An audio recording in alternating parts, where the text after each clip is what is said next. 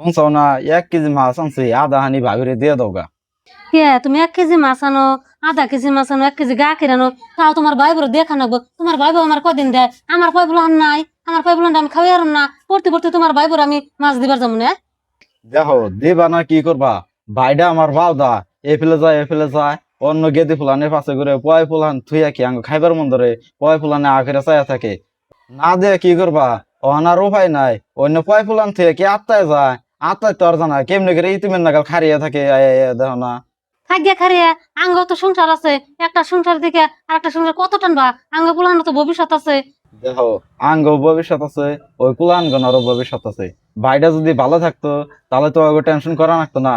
এ আর কি কাম আছে, এই যে এমনি করে 2-3 বছর ধরে চালাইতেছি, আঙ্গ কি আল্লাহ কম দিছে, এত ক্যাশ ক্যাশ করা বাদ দেয়া আধা আনি মাছ নিয়ে দিয়া ও হোগা। বউ, তুমি কইসাও জানি মাছ দেই গে। যাও।